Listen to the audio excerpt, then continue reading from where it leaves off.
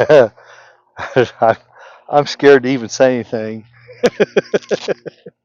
Really, seriously. Date and time. Welcome to Little Creek Bee Ranch. Man, May 24th, 1 o'clock. Big storms rolled through last night, this morning. Bees have gone crazy nuts. Had a big hive blow over, filmed it before this one. Not excited. I mean, that's not exciting. They are okay. The bees are okay. They weren't happy, but they're okay. Okay, so what are we doing down here? Now we're in the South Apiary. This catch box has got to be open. Catch box. I caught a swarm in it. I brought it down here. Now I got biting flies on my head. Boy, this morning is just not gone so well, man. Oh, okay. Come on, come on, come on. I want to make some lessons, create some lessons here. And let's do this. Let's see if I can zoom in. Yeah, to that nuke there. Oh, that's a good zoom. See the bees going in? Yeah. Oh, yeah. I'm liking it. It's about time to open them up. Just have a general look. They pulled some comb, laid in some larvae, and they're locked down. I have to do an APVOX test on them. Yeah, so to the OGs, the old guys and gals, you're going to be seeing some APVOX work come up soon. To the NGs, the new guys and gals that are like never seen me before, yeah, you want to stick around these videos. You might learn some pretty cool stuff. Located in northeast Oklahoma. Beekeeping done the way the bees want it done. We don't do pesticides and stuff, but when we do have to clean up the bees, we'll use various essential oil strategies. People like that a lot. I like it a lot. That's how I started in 2005 when I started beekeeping. Oh, that's 20 years ago. Oh my God. It makes me an OOOG. A really old guy. All right, here we go. Oh, let's see. I probably want to throw on a veil. I don't know how excitable they're going to be. They've been cooped up for too long. I was going to leave them another day, but I thought, no. And I'll zip one inherent bee to the lip or eye, and the weekend is over. So this is a disc that we turn. The hole is down here. Let's see. Down here, the heel is here. So turn it this way. Here it comes.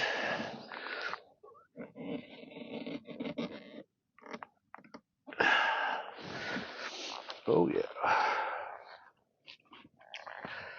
I like to watch them. Their initial reaction. Yeah, we'll just set you up here. That's alright.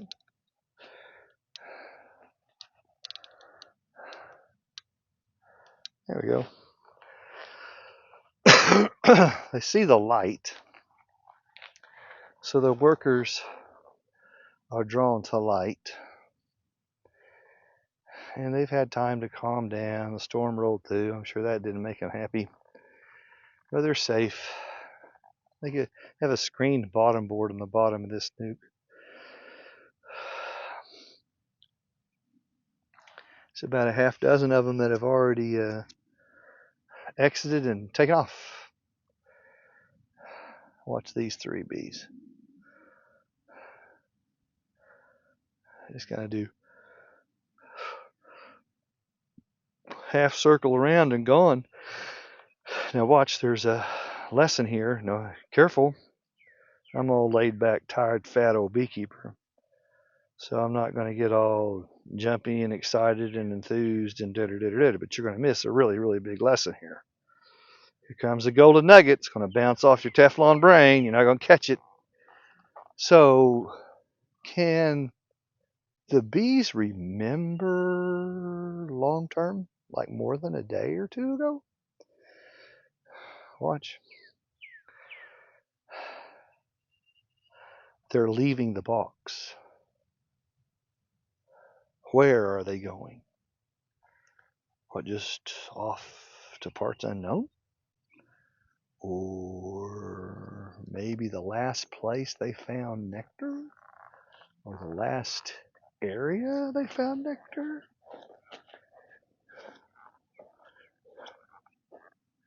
If I was a bee, I didn't want to waste my flight time because their wings are their limitation.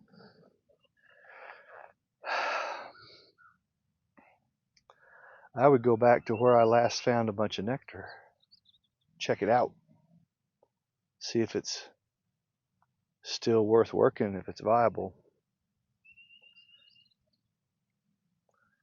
I see this bee's kind of floating around, looking at the house.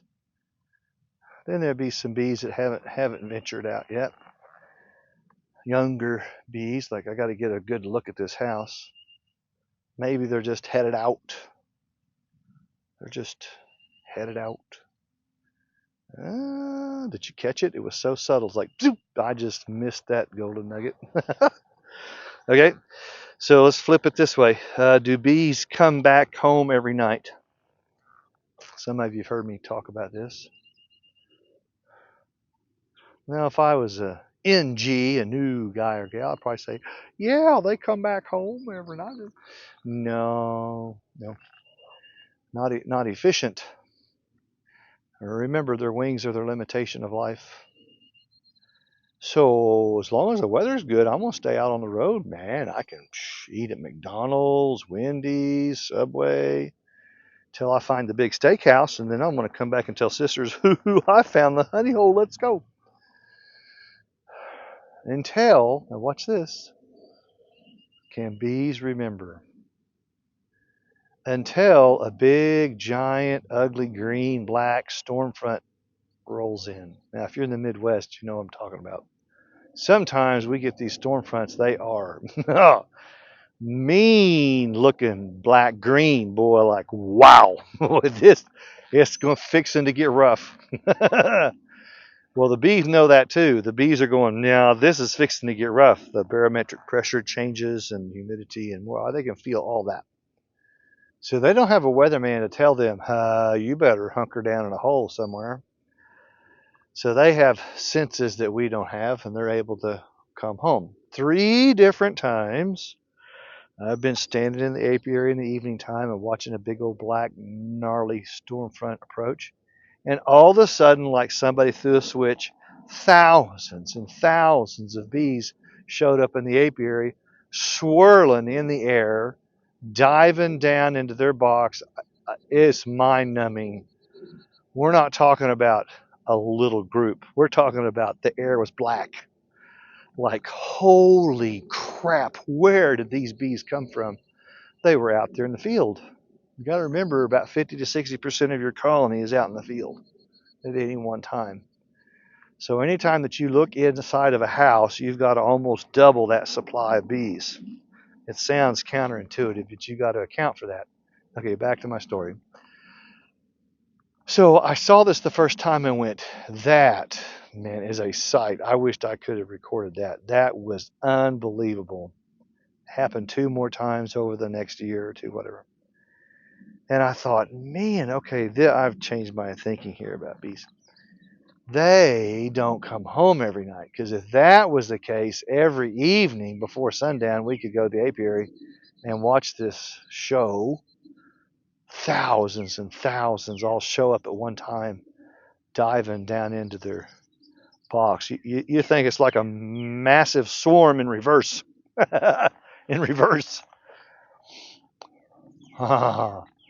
That's stuck in my brain, man. Like, no.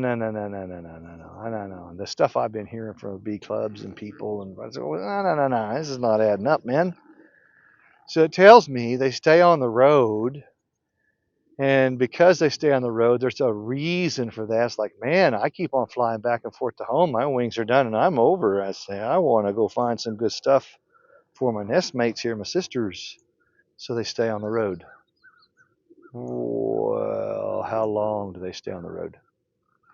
Don't know. Day, two, four, a week. I bet more than a couple of days. They can eat on the road. A little bit of pollen, a little bit of nectar. They remember where their house is? Absolutely. Can bees remember more than 48 hours? Absolutely. They showed up those evenings when I stood out there and watched that giant storm front come in. Just, just a gobsmacker, man. Like that is just incredibly cool, man.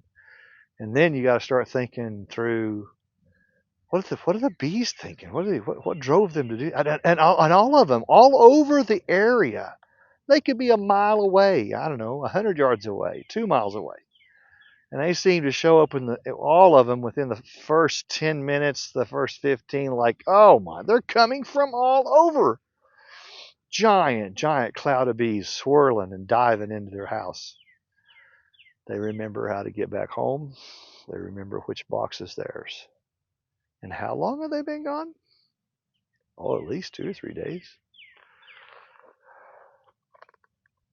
Uh-huh. I mean, it's a cool thing to experience, but you've got to stick around in beekeeping more than just a couple of years. That's the problem. Now, while you're looking at these bees, I'm going to check some of these other catch boxes. You've got to stick around more than a couple of years, 5 years minimum. Minimum. Oh, there's those girls working that one. Yeah, more than 5 years. Nothing there. Let's go over here.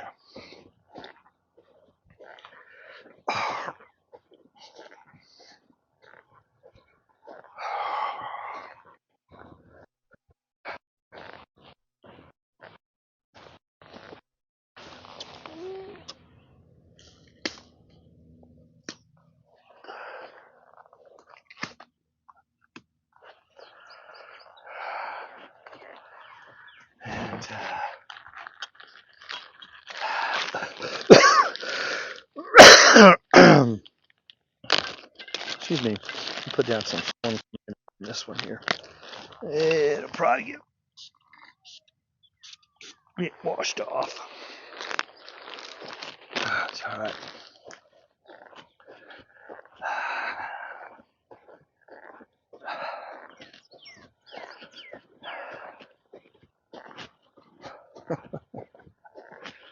Yep. Okay.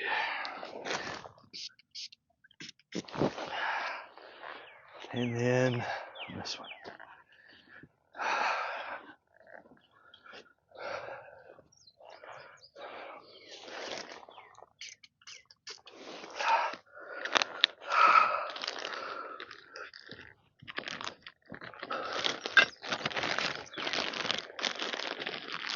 So, caught this group yesterday. Brought them down here overnight in the storm. Now, this is counterintuitive. See the light travel a little. Good. That's good. If I saw a whole bunch of them racing out, that's not good. Oh, darn it. You want them, you're, ooh, breath. You're looking or waiting for them to take ownership. Take ownership. It doesn't mean they've locked down yet. That just means they've been willing to accept this box. Now I've got to give them 3 weeks to lay in wax, lay in eggs and larvae, and once the brood is laid in, they're locked down. Does that make sense? Oh, I hope you caught that one. Little golden nugget bouncing off that Teflon head, man. Here's a tip of kindness and compassion to the NGs. Get you a 3-ring binder. Start taking notes.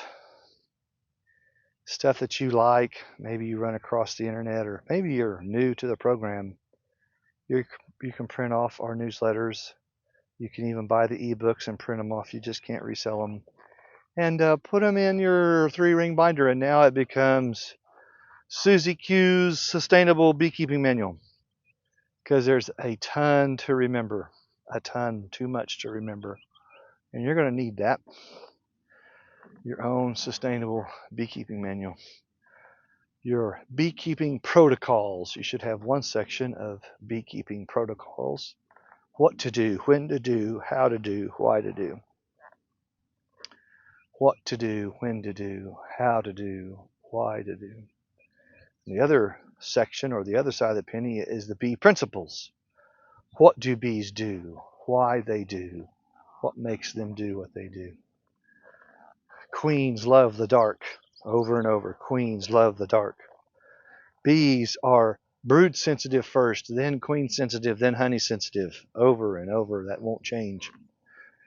Brood is laid to the low area of the chamber, to the air. Brood is laid to the air. The honey is stored above in the warehouse. That's the official term. The honey is stored above in the warehouse. Brood is laid to air. Bee principles. What they do, how they do, why they do. They didn't ask you or me. These are predictable principles. That's why bee principles are so cool. That's why we wrote an ebook about it. Okay, gotta go, man.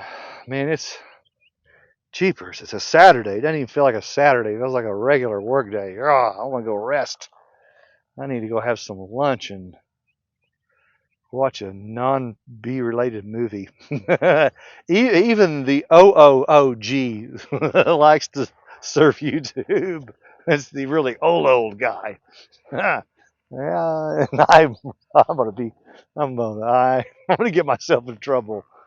I better. I just don't want to say this, but I got to say this. I like to watch some of the seasoned beekeepers that are real popular on YouTube. They, they put their ugly mug in the picture all the time, all the time. A lot of you know who they are. And they're goofy, man. I mean, they got to get their ugly mug in there, and they're teaching traditional beekeeping. I just laugh. Well, these guys have been around a long time. Like, you should know better, dude. No. Here, let me show you how to vaporize this oxalic acid in this little pan here. You got to have your respirator on. Test your respirator, make sure it seals right. Oh my god. Oh my god.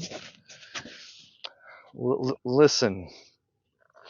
Listen. Please listen to me. This is wisdom from the OOOG. If you have to wear a respirator in beekeeping for anything, you should not be doing it. Period. Period. That's period. I don't care what color it is. I don't care what kind of heater you got. I don't care what kind of pan. I don't care. Man, this is beekeeping. This is the wild, wild west of beekeeping. That's where we are. The wild, wild west of beekeeping.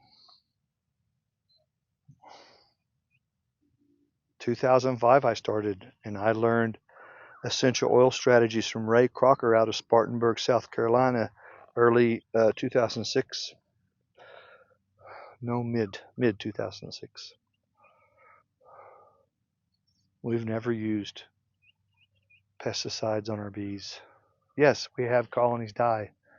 Yes, you will have colonies die. Sometimes we know why, sometimes we don't. Clean out the box, save the comb, move on. Bees die. We will work hard to prevent that, help keep them healthy. But again, you got to stick around more than 2 or 3 years, 5 years. If you stuck around 5 years, my attitude will be, okay, now let's begin beekeeping. Sorry, I'm not trying to be rude. I'm not. I champion people. I love the people and I love the bees. that we're just disconnected. I just see so many. I don't know. It's my opinion. Like, man, do you know how they communicate? I'm gonna get on my soapbox. This is gonna be an hour-long video. How long is this? 20 minutes. I need to hurry. APVOX auditor, APVOX smart monitor. Okay, go to our website, littlecreekbranch.com. Scroll down to the personal advisor program. Look at the structured coaching program for $29.95 a month. Yeah, that's a no-brainer. We put in a truckload of content to help you learn and teach. Read what all's there. If you got questions, you can contact me. Then go to the acoustic beekeeping page. Read that. Acoustic beekeeping. And the sister page to that one is making the connection. Read that storyline. Yeah, read. Educate yourself. Here it comes. Ready? Here it comes. And if you're an NG, a new guy or gal, maybe a experienced beekeeper, but you're new to our channel,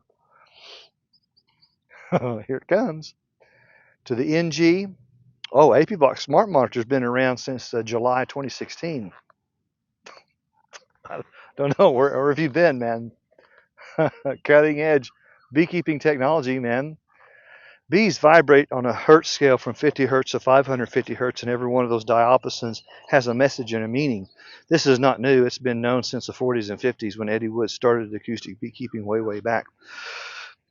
And you go down that scale, like a high 200 hertz speaks of passiveness, passive bees, bees that should be working but they're not. How come they're not out in the field? Passive bees. American beekeepers never talk about passiveness. European beekeepers talk about passive bees. They know that. European beekeepers are light years ahead of us in beekeeping and beekeeping methodology and technology. Oh, light years ahead of us. We are struggling, and no wonder we're losing almost 2 million colonies this year so far in 2025. That's shocking. Exactly what's going on? I have a strong opinion, but I'll better save that for another time. So the hertz scale, you look at 300 hertz, a high 300 hertz, and that speaks of good works, working wax, working nectar, processing nectar. The APVOX Smart Monitor will show us on a scale, horizontal scale, and give us bar graphs and tell us what the bees are focused on. If they have a high 250 hertz, they're speaking queenlessness. Man, we are so freaked out because we don't have a queen, or they are in a queen transition.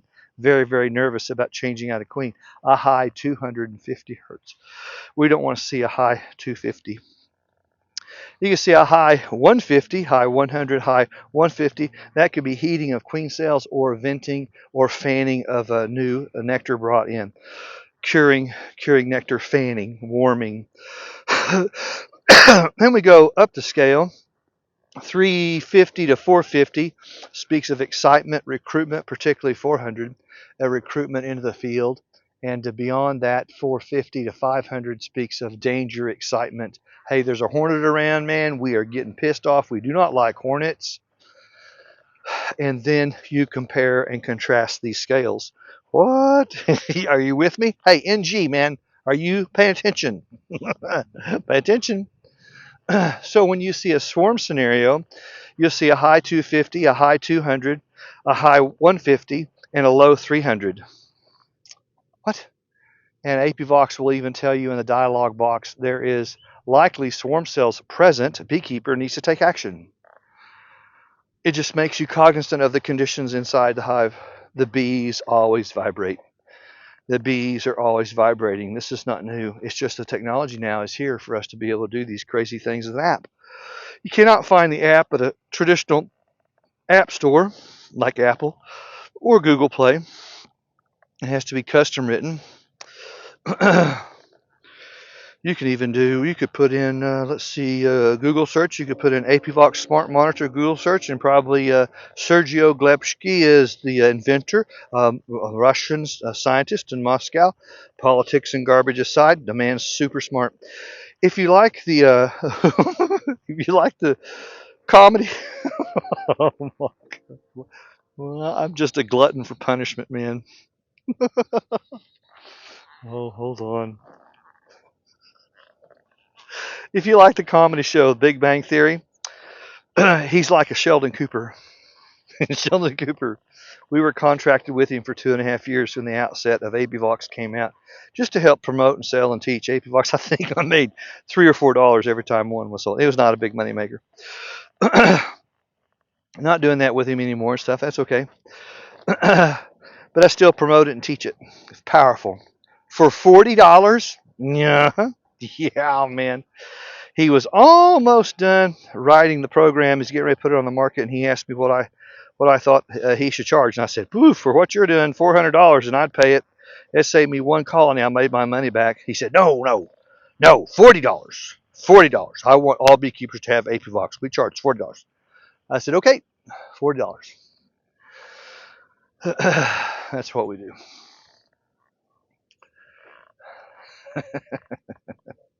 Acoustic beekeeping. I get about 95% of my information from the colony on acoustics only. But we have all been taught visual inspection until now. So you hadn't seen me working APVox yet because we've been doing catch and set. Gotta go take a shower. I need some dinner because I sleep. Up, catch and set. Because of the weather, the water, the storms, and these bees have got to slow down. This is the part that you don't control. The bees have got to make their own decision. Okay, enough of this. We got to build some wax and build some honey, and they lock down. That's what we call it. We call it locking down. Like they're serious now. We're tired of this jumping around all this garbage. Let's get some stuff built here. November looking at us. December, we're going to be dead if we don't get it. They got to get that work done. So you got to wait. But I can do APVox test on a good portion of the colony, and I can look for that 300 hertz. And if I see a whole bunch of them working high 300 hertz, hey, now we're locking down. Now we're focused. I'd see a low 200, a low 250, a high 150 for fanning honey, a high 300, a high 350 for hard works. Woo! Here's another one. Catch NG. You still hanging tough, man? All my others, man, all in the program, they're like, yeah, we got this. Go, man. Here's for the NGs. APVox even tell me high CO2 levels are present. Beekeeper must take action. What? What? That's the winter time.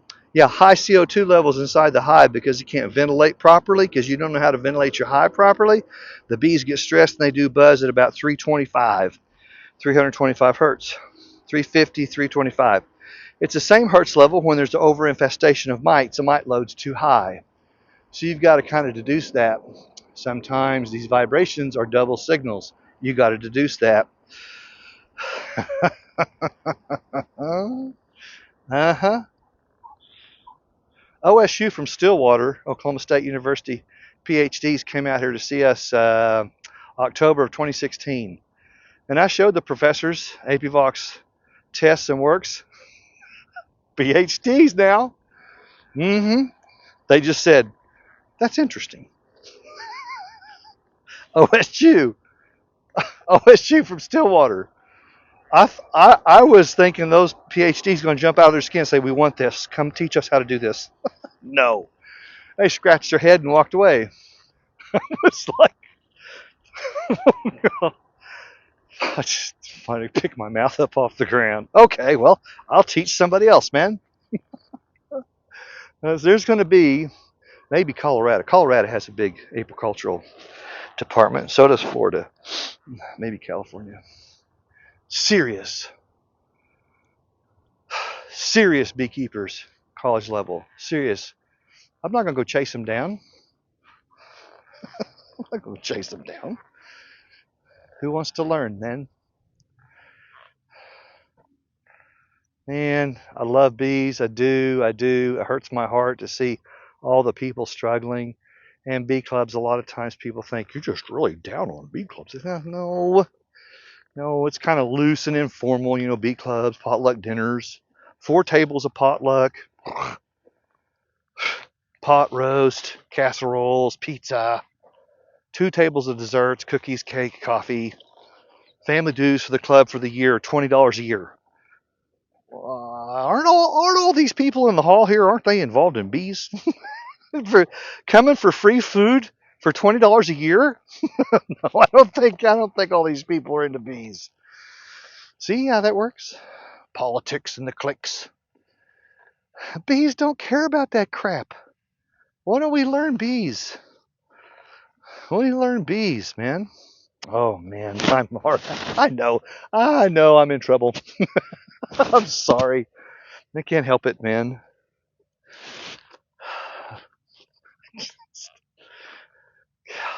God, okay, here goes another one. I'm just full of it, man.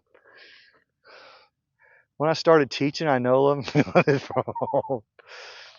I helped Neoba and Tulsa build up big. When I started, it was like 40 people, 40 people, and it was good, man. It was very quaint, very informal, very good. And then the colony collapse disorder hit, and it quickly went to 240 a month. It was insane. So I helped teach their classes for them, and that's cool. And I had learned a lot about essential oils, and I encouraged the leaders of the club. Say, man, we need to teach essential oil strategies. These other senior beekeepers across the country are already doing this well. And they go, no, no, no. If you want to do that, you just need to go teach your own classes. I said, oh, well, thanks. Hey, I'm done. I'm not going to fuss with you. And that's what started us teaching way back.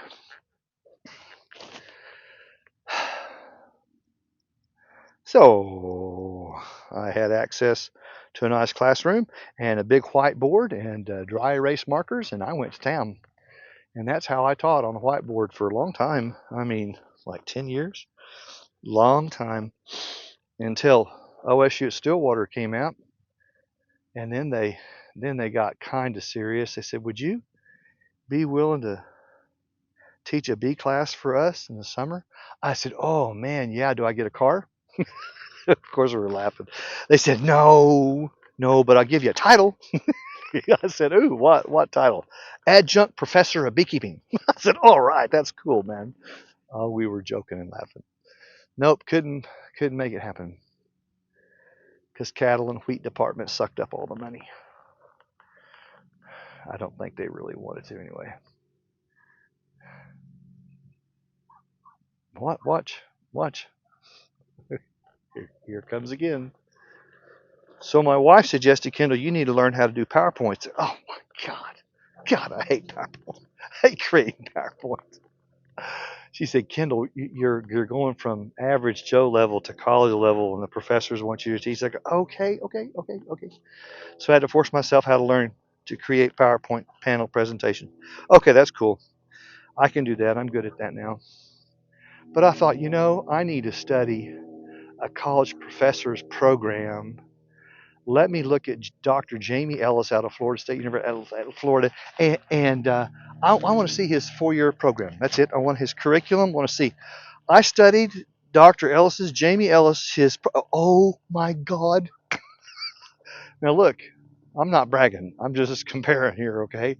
I have a master's in aeronautical science from Embry-Riddle Aeronautical University, bachelor's in professional aeronautics. I was an engineer at Boeing, and I've flown the F-16, okay? All right? And I looked at a 4-year program from Florida for apicultural studies. I was scared.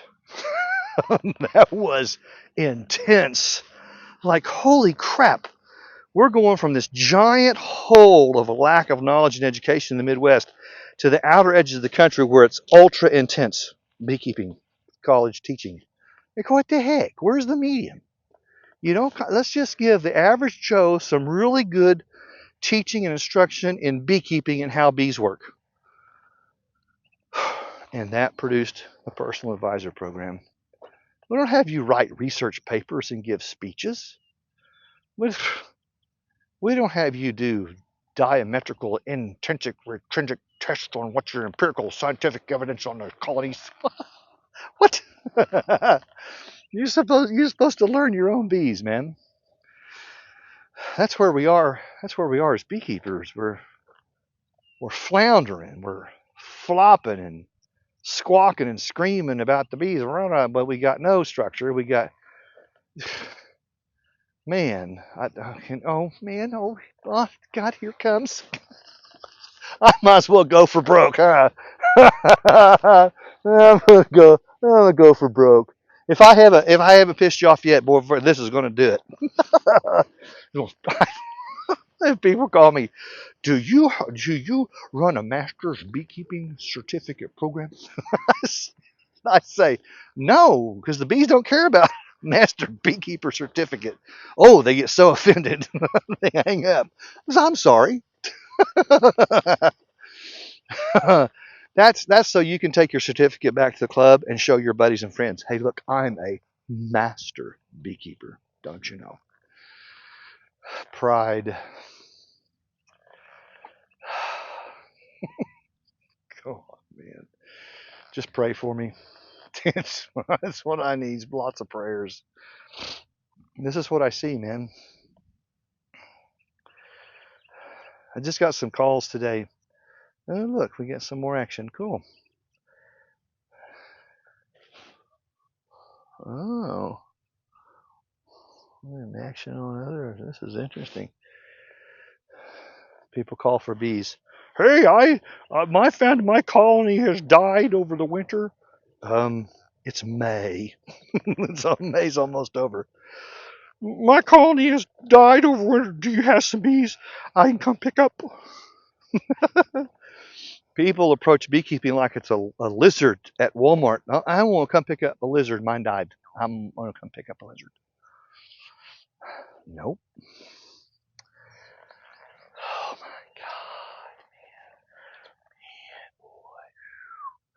God. I haven't done a public speaking event in a long time. I've done several. 200 people, 180 people at a time. Well, I'm just as randy. I'm just as full of salt.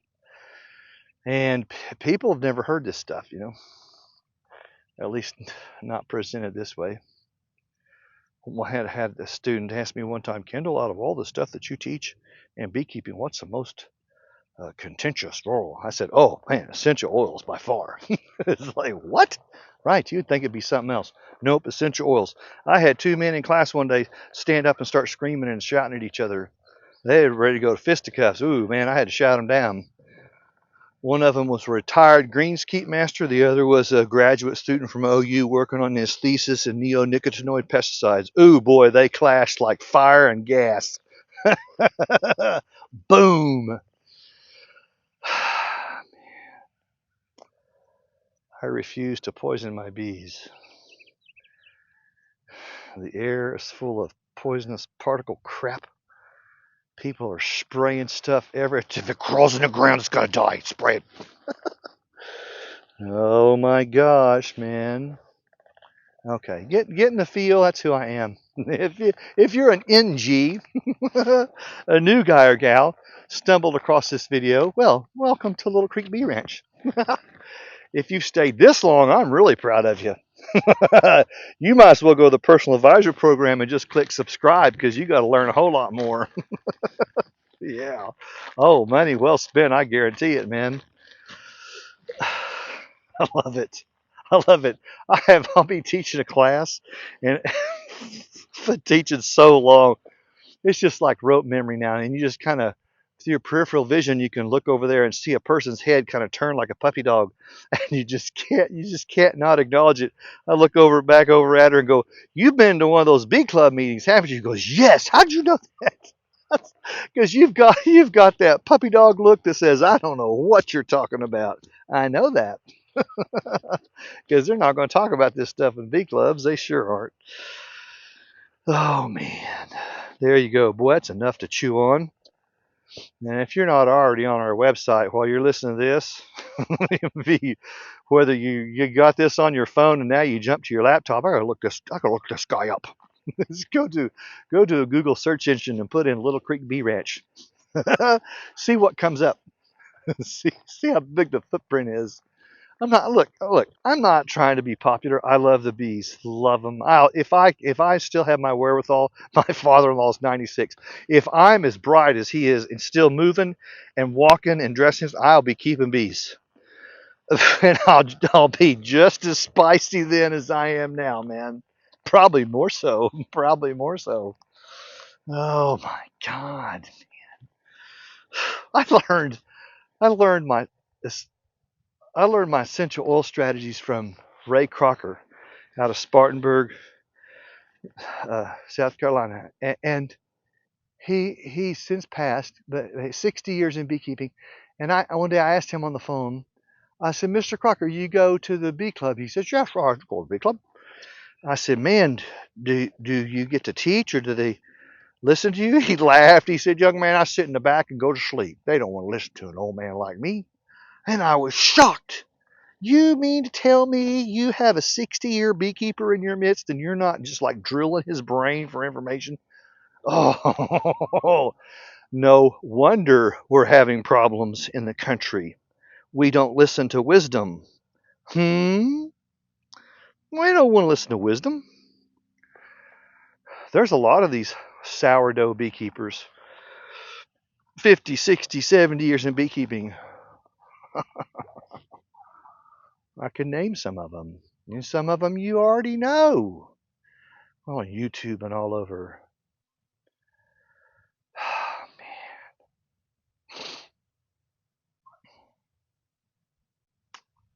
But what do I know? I'm just a country kid.